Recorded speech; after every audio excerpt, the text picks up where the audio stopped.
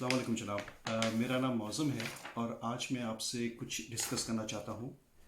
پچھلے کچھ عرصے سے، کچھ ہفتوں سے، شاید کچھ مہینوں سے پاکستان میں ایک پولیٹیکل کرائسس آیا ہوا ہے، اور اس کا ایک بہت بڑا فیکٹر جو کہ سابقہ حکومت کی جو ڈسکشنز میں آتا ہے، وہ آتا ہے بیرونی مداخلت یا بیرونی سازش،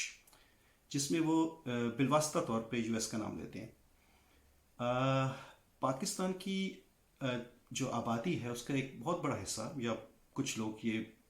کہتے ہیں کہ جی ایسی کوئی چیز نہیں، کوئی بیرونی مداخلت نہیں ہوئی، اور امریکہ پاکستان میں کیوں مداخلت کرے گا؟ اور وہ کہتے ہیں جی دیکھیے، یہاں اس امریکن جنرل سے انٹرویو ہوا یا سفیر سے ہوا یا کسی آفیشل سے انٹرویو ہوا، انہوں نے کوئی ایسی بات نہیں کی، اور اگر پوچھا تو انہوں نے کہا کہ جی ایسی تو کوئی بات نہیں ہے، تو انہوں نے ڈینائی کر دیا، لہٰذا جو پچھلی حکومت کہہ رہی ہے وہ غلط کہہ رہی ہے۔ تو انہی سب باتوں کی وجہ سے میں مجبور ہوا کہ میں یہ تھوڑا سا پروگرام کروں، تھوڑا چھوٹا سا کروں۔ اس میں آپ سے 2 پوائنٹ پہ ڈسکس کرنا چاہتا ہوں۔ نمبر 1 پوائنٹ جو ہے وہ یہ ہے کہ اگر کوئی یہ فوج کا جنرل، چاہے وہ پاکستان کا ہو یا امریکہ کا ہو یا دنیا کے کسی بھی ملک کا ہو، فوج آپ کو صرف وہ چیز بتاتی ہے جو وہ آپ کو سنانا چاہ رہی ہوتی ہے۔ لہٰذا اگر کوئی فوج کا آدمی، یا ایون یہ خالی فوج پہ ڈپینڈ نہیں کرتا، یہ کسی پہ بھی ڈپینڈ کرتا ہے، یا پولیٹیشین پہ بھی ڈپینڈ کرتا ہے۔ ہو سکتا ہے کہ آپ کے اپنے آس پاس کے دوستوں میں، خاندان کے لوگوں میں کوئی آپ کو کوئی بتاتا ہے، تو ضروری نہیں ہوتا کہ وہ جو آپ سے کہہ رہا ہو وہ سچ ہو، وہ باتیں آپ کو بتاتا ہے جو وہ آپ کو سنانا چاہ رہا ہوتا ہے۔ لہٰذا اگر کوئی بھی آپ سے کوئی بات کرے، چاہے وہ کوئی فوجی ہو، چاہے وہ یوکرین کا فوجی ہو، یا وہ رشیا کا فوجی ہو، یا امریکہ کا فوجی ہو، یا پاکستان کا فوجی ہو، اگر کوئی وہ بات آپ سے کہہ رہا ہے تو اس کا مطلب یہ نہیں ہے کہ وہ 100% اوتھینٹک ہے، وہ بات آپ سے کہہ رہا ہے جو آپ کو سنانا چاہ رہا ہے۔ تو اگر کوئی یو ایس کا آفیشیل آرمی کا آپ سے کہتا ہے کہ جی ایسی کوئی بات نہیں ہوئی، تو اس کا مطلب یہ نہیں ہے کہ وہ چیزیں جو ہے وہ صحیح ہیں، آپ کو صرف اس کی بات سننی ہے، لیکن آپ کو اپنے ذہن سے انالائز کرنا ہے کہ کیا چیزیں ہو رہی ہیں یا نہیں ہو رہی۔ اس کے لیے میں پوائنٹ نمبر 2 پہ آتا ہوں۔ وہ پوائنٹ نمبر 2 جو میں نے بنایا، وہ میں نے ایک تھوڑی سی ایک یو ایس کی ہسٹری آپ کہہ لیں، جو کہ تھوڑی سی بہت کوشش کی ہے کہ بہت کوزے کو دریا میں بند کرنے کی، بہت بریفلی اس کو گو تھرو کروں کہ کہاں پہ سی آئی اے نے یا امریکنس آفیشلس نے، انٹیلیجنس نے رجیمز کو چینج کیا ہے، تھرو کیا ہے۔ تو اس کی میں نے کچھ مثالیں جمع کی ہیں، اور یہ مثالیں میں کوئی اپنی طرف سے نہیں بتا رہا ہوں۔ سی آئی اے کئی سالوں کے بعد اپنے کچھ ڈاکومنٹس ڈی کلاسیفائی کرتی ہے، یعنی وہ عوام میں دیتی ہے کہ آپ ان کو پڑھیں، جس سے پتہ چلتا ہے کہ انہوں نے آج سے کوئی 20 یا 30 سال پہلے کیا کام کیا تھا۔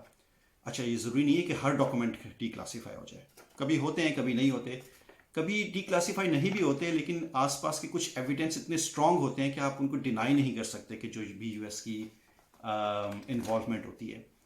تو سب سے پہلے تو ان کا سب سے طریقہ جو ہوتا ہے، سب سے آسان طریقہ، وہ یہ ہوتا ہے کہ منی پمپ کرنا انٹو دا اپوزیشن اور ٹو دا آرمی، تاکہ وہ اس گورنمنٹ کو اوور تھرو کر سکیں۔ اس کی ایک مثال تھی جناب ساؤتھ ویتنام میں 1963 میں، جہاں پہ نگو ڈن ٹیم کی جو گورنمنٹ کو اوور تھرو کیا گیا تھا اپوزیشن کو ساتھ ملا کے۔ اچھا، اس کے علاوہ آپ کو اسی ٹائم پہ کچھ مثالیں ملتی ہیں برازیل کی اور گواٹامالا کی، جہاں پہ امریکنس نے جو ہے وہ گورنمنٹ اوور تھرو کی تھی۔ اور اگین یہ سب ڈی کلاسیفائڈ نوٹس ہیں، آپ انٹرنیٹ پر سرچ کر سکتے ہیں، گوگل پہ آپ کو بہت ساری انفارمیشن اس بارے میں مل جائیں گی۔ اگر یہ طریقہ کار، اچھا یہ ریلیٹیولی سب سے آسان چیز ہوتی ہے کہ آپ نے اپوزیشن کو اپنے ساتھ ملا لیا یا آرمی جنرلس کو اپنے ساتھ ملا لیا۔ اچھا، اس کے بعد ایک نمبر 2 دوسرا طریقہ جو ہوتا ہے وہ ہوتا ہے جی اسیسینیشن، جہاں پہ کسی وجہ سے اپوزیشن نہ مل رہی ہو یا کوئی بھی پریشانی ہو، تو آپ سیدھا جو ہے رجیم لیڈر کو یا کسی امپورٹنٹ جو اس کا آفیشیل ہوتا ہے گورنمنٹ کا، جس کو چینج کرنا چاہتے ہیں، اس کو ٹرمینیٹ کر دینا۔ ٹرمینیٹ سے مراد یہ ہے کہ اس کو کل کر دینا۔ اس کی مثال جو ہے وہ میں آپ کو دے سکتا ہوں کہ جی جو کانگو کے ایک لیڈر تھے پیٹرس لومومبا، یہ 1961 میں یو ایس کی کافی انوالومنٹ تھی اس میں۔ آئی ڈونٹ تھنک کہ کوئی سے یہ کہ نوٹس ڈی کلاسیفائی ہوئے ہوں، لیکن بہرحال دوسرے ایویڈنسز ایسے تھے کہ امریکہ ان سے بالکل خوش نہیں تھا، اور جو کچھ بھی سب کچھ ہو رہا تھا وہ تمام باتیں اسی طرف اشارہ کرتے ہیں، اور اس چیز کو ڈینائی کرنا بڑا مشکل ہے کہ امریکن انوالومنٹ ان کی کلنگ میں یا مرڈر میں امریکن انوالومنٹ نہیں تھی۔ پھر تیسرا طریقہ جو ہوتا ہے ان کا کہ جی ڈسٹرائے دا اکنامی۔ اس کی ایک بڑی مثال ہے چلی۔ اس میں تو ہر چیز آبویس تھی. 1970s میں جو تھے رچرڈ نکسن جو امریکہ کے صدر تھے, انہوں نے کہا تھا جی let the economy Chile's economy scream.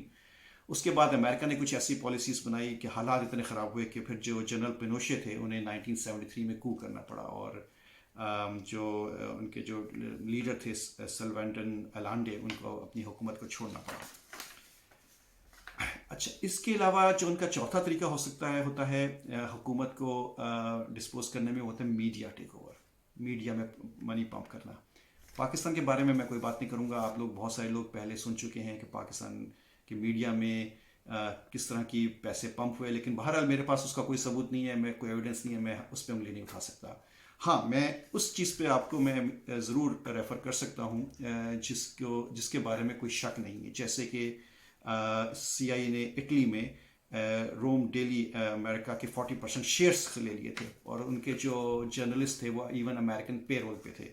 تو وہ پبلک اوپینین کو چینج کرنے میں بہرحال بہت مدد ملی تھی امریکہ کو. اس کے علاوہ جی پانچواں طریقہ جو ہوتا ہے گورنمنٹ میں کیوس پیدا کرنے کا, گورنمنٹ کو اوور تھرو کرنے کا, وہ ہوتا ہے کہ جی اسٹریٹ پروٹیسٹ. اگین اس میں کافی حد تک آپ کہہ سکتے ہیں کہ اپوزیشن انوالو ہوتی ہے, اسٹریٹ پروٹیسٹ ہوتا ہے, اور باہر ایٹ دا اینڈ پہ جو ہے لیڈر کو ملک چھوڑنا پڑتا ہے, اور اس پہ کیسز بے شمار بن جاتے ہیں. اور اس کی سب سے بڑی جو آپ کہہ سکتے ہیں کہ سب سے بڑی اگزامپل جو ہے وہ ہے مصدق, جو کہ ایران کے پرائم منسٹر تھے. 53 میں آئی تھنک ان کو چھوڑنا پڑا تھا. تو یہ جو 53 کا ایک بہت ہی ٹپکل کیس ہے. میں آپ سب سے یہ گزارش کروں گا کہ اگر آپ کو نہیں معلوم تو پلیز گو تھرو کریں. مصدق ان کا نام ہے, اور ان کے سپیلنگ جو ہیں تھوڑے سے پاکستانی مصدق سے ڈفرینٹ ہوتے ہیں, لیکن بہرحال آپ اس پہ سرچ آؤٹ کیجئے گوگل پہ, آپ کو ملے گا 1953 میں کہ کس طریقے سے جو ہے